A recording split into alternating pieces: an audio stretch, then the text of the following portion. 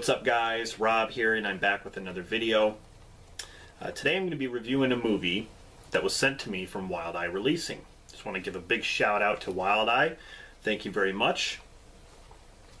Sleepless Nights here on DVD. I was kind of interested in this one because it says it's kind of like an anthology.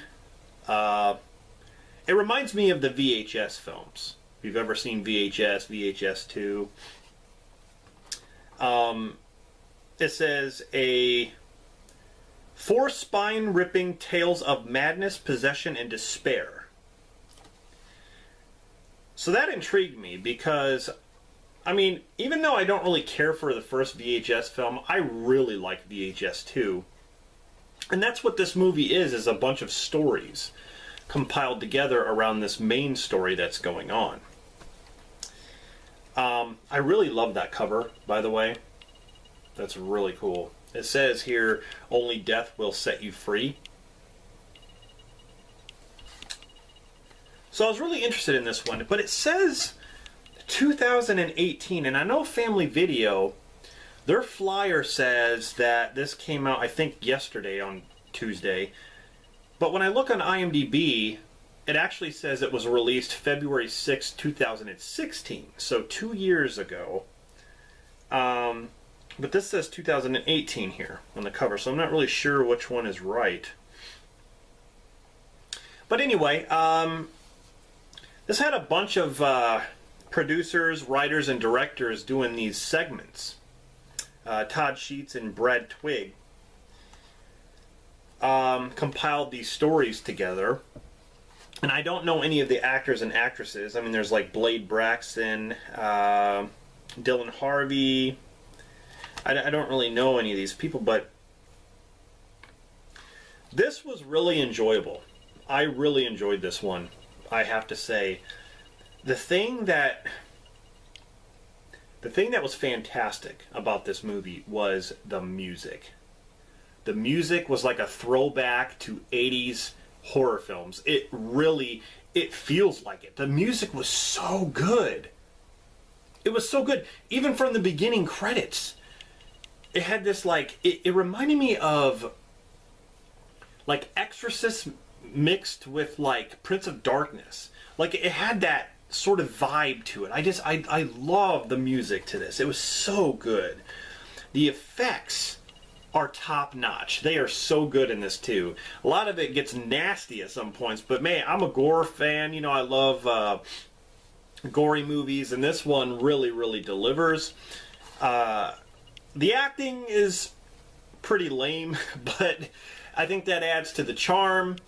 You know, some of the segments are actually horror comedies.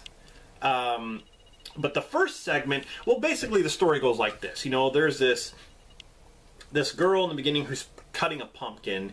It's Halloween, and you know she's cutting up a pumpkin, and across from her is a little girl, and this little girl starts telling her scary stories that she's heard at school, and things like that.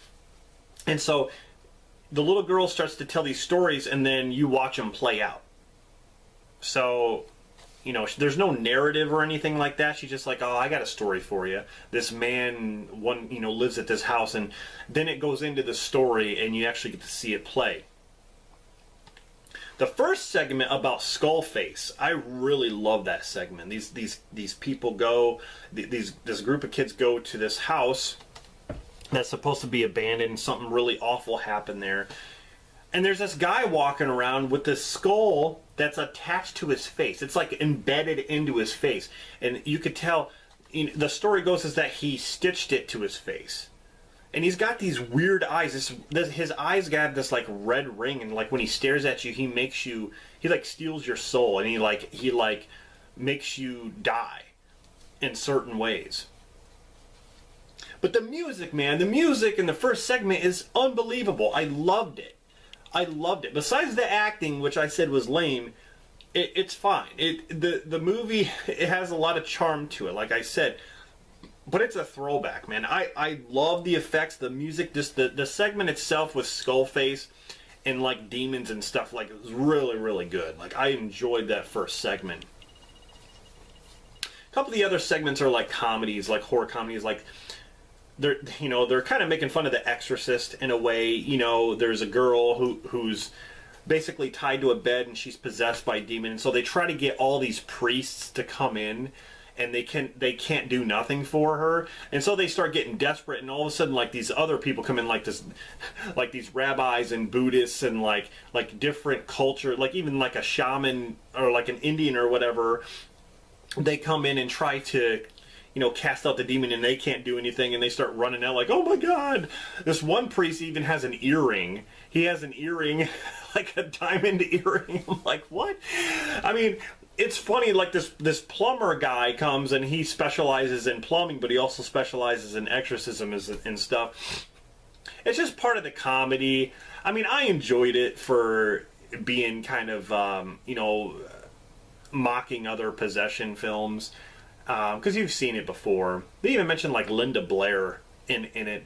But it was a funny segment. There's also a funny segment where this guy meets girls online, and he has sex with them by drugging them. And so he meets this one girl who's kind of gothic looking, and he ends up slipping her some drugs in her cup, but she doesn't drink it. She actually switches the cups without him knowing.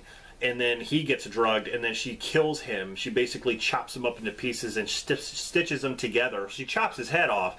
But then, like, she's like, oh, I finally found my perfect man. I'm going to love you piece by piece. And I don't remember what the segment's called.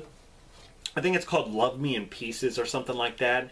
That one was really good. I like that one because it was something that goes on in real life. I mean, you can meet someone online, and then they end up being a killer. But it's like, I loved it because of that realism, but I loved it because the guy called Lucky Chucky or something like that, like he's hilarious. Like he's just like all the girls want me, man. Like, yeah.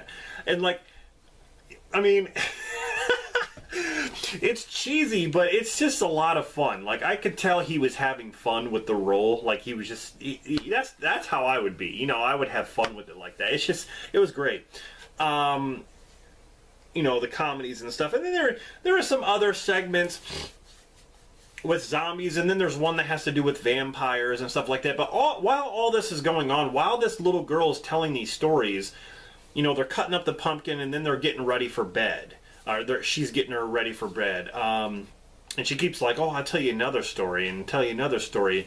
As this is going on around the main story, which is like a wraparound almost, the main story has this guy who has this really cool mask. I call it like the bloody Casey Jones mask, because the mask he has looks like Casey Jones, but it's like it looks a little bit different on the top, but it's like red, and like it looks pretty cool. This guy's trying to like peek through the windows and like get in the house with this really weird knife, and I don't want to give away like what happens, but like he gets in the house and something happens that I wasn't even expecting. But it was cool. It was sort of like a throwback to some of these weird films. But I really enjoyed this one. And like I said, the main positives to this movie is the score. The theme, the music altogether is just unbelievable. I don't even think it says, I don't even know who did the music or if there was a bunch of people doing it. But kudos to you guys. You guys did a fantastic job with the music. That is like, I want the soundtrack. I want the soundtrack to this movie. The gore effects, the blood and all that, top notch, excellent. The acting, like I said, the acting was pretty bad in a lot of scenes, but that's fine. It doesn't take away from the fact that it's just one of those films that you could call it a good cheesy movie. Right, a lot of people call like B movies, and a lot of cheesiness, and that's fine. Like I said, it adds to the charm. And the stories were actually entertaining. So, yeah, if I had to rate this one out of 10, I would give Sleepless Nights an 8 out of 10. I really, really enjoyed it. But yeah, if you can get your hands on this one, definitely check it out. I'm going to put Wild Eye Releasing's YouTube channel in the description, as well as their website. You can find this at their website. You might be able to find this. I know, Family Video does have some copies of this, and I know they usually go on sale within a week or two. So you might be able to get it there. And I'm not sure if Walmart has it or not, but you can check there. Really, really cool movie. I really do recommend this as far as Wild Eye releasings go. This is definitely a cool one to check out.